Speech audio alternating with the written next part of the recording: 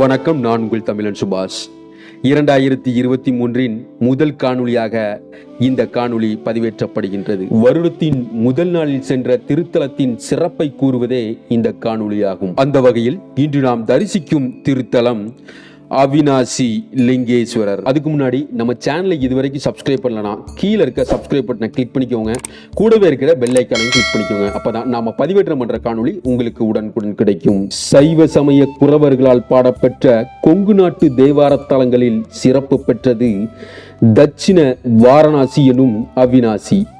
இங்கு வீற்றிருக்கும் அவினாசியப்பர் ஆலயம் பக்தர்களின் குறைகளை போக்கும் ஒப்பற்ற தலமாக திகழ்கிறது. இக்கோயிலின் வரலாற்றை காணும் முன் அதன் அமைப்புகளை பற்றி காணலாம்.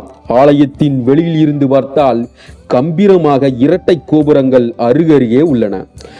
7 கலசங்களுடன் கூடிய 7 நிலை ராஜகோபுரம் சுவாமி சன்னதிக்கு எதிரிலும், அதை ஒற்றி தென்புறமாக 5 நிலை ராஜகோபுரம் அம்பாள் சன்னதிக்கு எதிரிலும் அமைந்திருப்பது நெடுஞ்சாலையில் பயணிக்கும் பொழுது கண்கொள்ளா காட்சியாக தென்படுகிறது. ராஜகோபுரத்தின் முன்புள்ள பெரிய விளக்கு தூணில் சுவாமியை பார்த்தபடி நந்தி சிலை ஒன்று உள்ளது.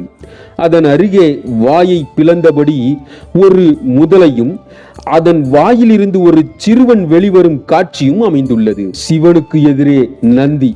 சரி, அது என்ன முதலை? அதற்கு புராண வரலாற்று நிகழ்வு ஒன்று சான்றுகளுடன் சொல்லப்படுகின்றது. 63 நாயன்மார்களில் சுந்தரமூர்த்தி நாயனார் சிவதலங்களை தரிசித்துக் கொண்டு ஒவ்வொரு தலமாக சென்று கொண்டிருந்தார்.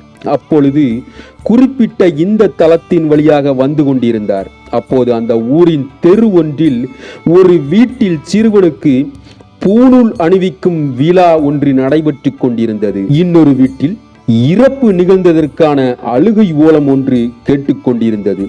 சுந்தரர் அத்தெருவில் இருந்தோரிடம் அதற்கான காரணத்தை கேட்டறிந்தார். அதற்கு அங்கிருந்தவர்கள் பூணூல் அணிவிக்கும் எதிர்வீட்டு சிறுவனின் வயதினை ஒத்த குழந்தையை முதலை ஒன்று 3 ஆண்டுகளுக்கு முன்பு விழுங்கிவிட்டது.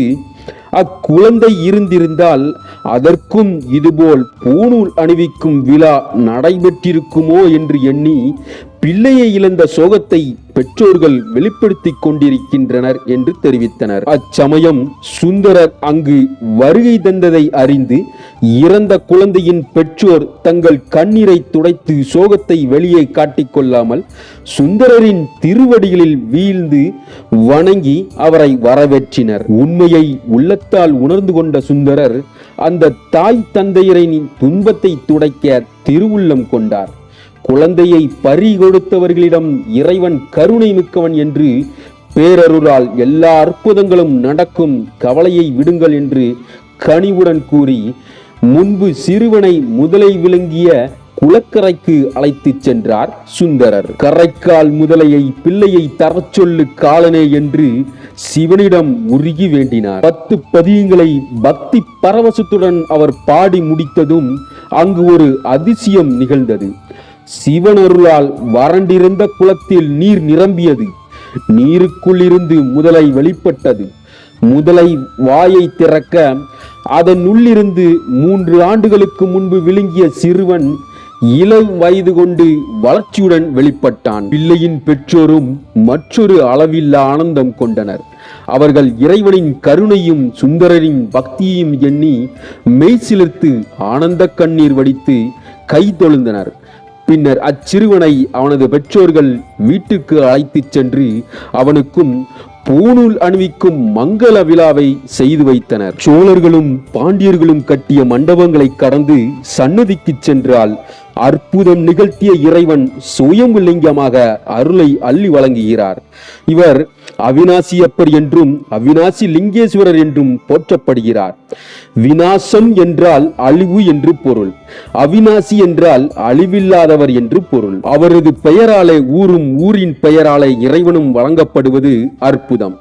உள்பிரகாரத்தை வலம் வரும் பொழுது 63 நாயன்மார்களும் தெற்கு சுவரோரம் நின்று கொண்டிருக்கின்றனர். தட்சிணாமூர்த்தி சுவாமி, விநாயகர், ஐம்பூதங்களின் வடிவாக 5 சிவலிங்கங்கள், முருகப்பெருமான், மகாலட்சுமி ஆகிய தெய்வங்களை வணங்கி வரும் பொழுது வடதிசை நோக்கி நோக்கி துர்க்கை அம்மனும் சண்டிகேஸ்வரரும் ஈசானி மூலையில் நவகிரகங்களும் வேத ஆகம முறைப்படி அமைந்த சிவாலயத்தை அடையாளப்படுத்துகின்றன. அம்பாள் சன்னதி சுவாமி சன்னதிக்கு வலதுபுறம் தனி கோயிலாக உள்ளது. அங்கே செல்லும் பொழுதே இடையில் அருணகிரியாரால் பாடப்பெற்ற முருகப்பெருமான் அருளாசி வழங்கிக் கொண்டிருக்கின்றார். அப்பனுக்கும் அம்மைக்கும் இடையே செல்லப்பிள்ளையாக சோமாஸ்கந்தராக காட்சி தருவது மிகவும் சிறப்பு. அம்பாள் சுவாமி சன்னதிக்கு வலதுபுறம் தனிக்கோவிலில் கிழக்கு திசை நோக்கி கருணையே வடிவாக காட்சி தருகிறாள். ஆம், அம்பிகையின் பெயரும் கருணாம்பிகைதான். எந்த கோவிலில் இறைவி இறைவனுக்கு வலதுபுறமாக இருக்கிறாளோ அது மங்கள சிறப்பு உடையதாக கருதப்படுகிறது.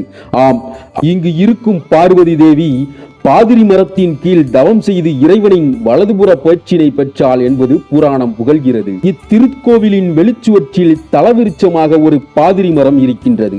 சித்திரை மாதம் பிரம்மோற்சவம் நடக்கும் காலத்தில் மட்டுமே பூத்து குலுங்கும் பெருமை பெற்றது இந்த பாதிரி மரம். கோவிலில் உள்ள சதுர கிணற்று நீரை சுவாமி அபிஷேகத்திற்கு பயன்படுத்துகிறார்கள். கங்கைக்கு சமமான புனித நீர் திருவிழா காலங்களில் கலசங்களில் நிரப்பப்பட்டு பிற ஊர்களுக்கும் கொண்டு சென்று வழிபடப்படுகிறது. அருகே இருக்கும் தெப்பக்குளம் கைலை தீர்த்தம் என்றும் சிவ தீர்த்தம் என்றும் நாகக்கண்ணி தீர்த்தம் என்றும் அழைக்கப்படுகிறது. ஆனால் சுந்தரர் முதலையுண்ட மதலையை மீட்ட திருக்குளமும் தலப்புராணத்தில் கூறப்படும் சங்க தீர்த்தமும் இன்று காணப்படவில்லை.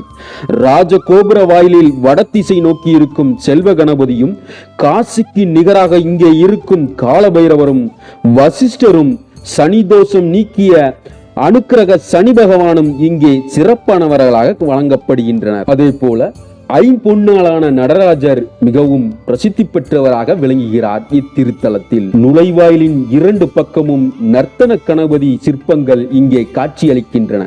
அதே போல் ஆஞ்சநேயர் ஆலயமும் இங்கு வீற்றிருக்கின்றன. இங்கு தூண்களில் இருக்கும் வீரபத்திரர் காளி சிற்பங்கள் மிக அருமையாக செதுக்கப்பட்டுள்ளது. தோல் சம்பந்தமான பிரச்சனை உள்ளவர்கள் இந்த கோவிலை சுற்றி வலம் வரும் பொழுது சுவற்றில் கை வைத்து பிரார்த்தனை செய்து கொண்டால் தோல் சம்பந்தமான பிரச்சனை தீரும் என்பது கொங்கு மண்டலத்தின் பெரும்பாலானோருடைய நம்பிக்கை ஆகும். இந்த கோவிலின் மிகச் சிறப்பு என்ன என்றால், சுந்தரர் முதலையுண்ட ஒரு பாலகனையே பதிகம் பாடி மீட்ட தலம் என்பதால் நாம் இழந்ததை எல்லாம் திரும்ப பெறலாம் என்பது இத்தலத்தின் ஐதீகம் ஆகும். இப்படி சிறப்பு பெற்ற அவினாசி லிங்கேஸ்வரரை வணங்கி வாழ்வில் எல்லா வளங்களும் பெற வாழ்த்துகிறோம். நன்றி. புதிய வீடியோகளுக்காக காத்திருக்கும் தமிழன் சுபாஷ்.